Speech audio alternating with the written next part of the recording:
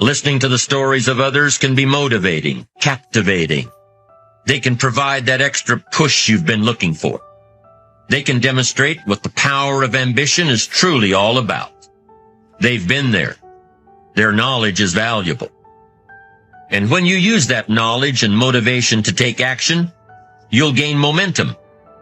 Eventually, you will find that the key to motivation, true motivation, is right there inside you. You won't have to look elsewhere to get pumped up, turned on, charged up.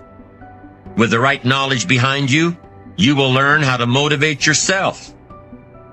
Imagine someone's pursuing a goal, and some of the things they have to accomplish or confront on the way to that goal frighten them, and they start to avoid, and then they get more afraid, and of course their ability to pursue their goal or to accomplish their goal deteriorates because they're avoiding. If you're a psychotherapist or even a friend or a supportive loved one, let's say, you're going to encourage the person to face the challenges that are making them afraid, to face them voluntarily.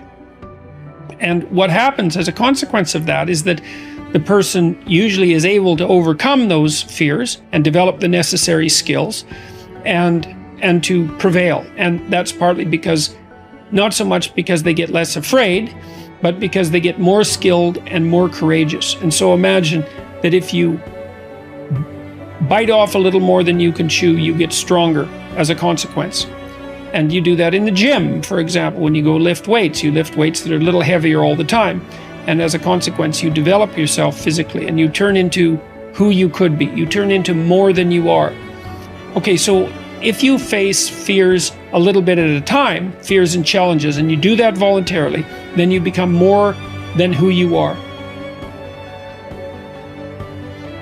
You know why kids love athletes? Kids love athletes because they follow their dreams. How much did they first pay you to give up on your dreams? And when were you going to stop and come back and do what makes you happy? I see guys who work at the same company for their entire lives. They clock in, they clock out, and they never have a moment of happiness. You have an opportunity. This is a rebirth.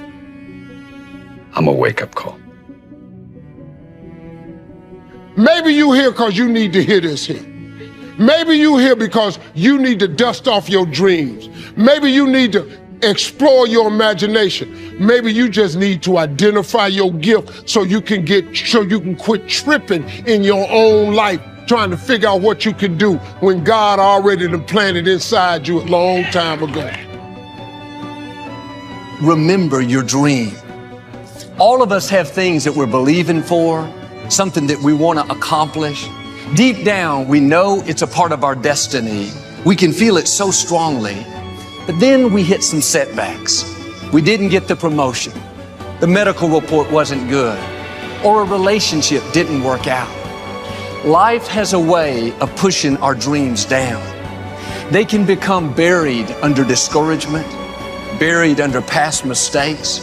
There are dreams buried under divorce, buried under low self-esteem.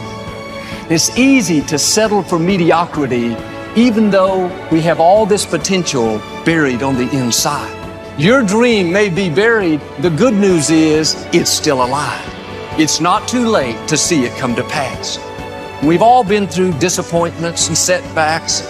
Life happens.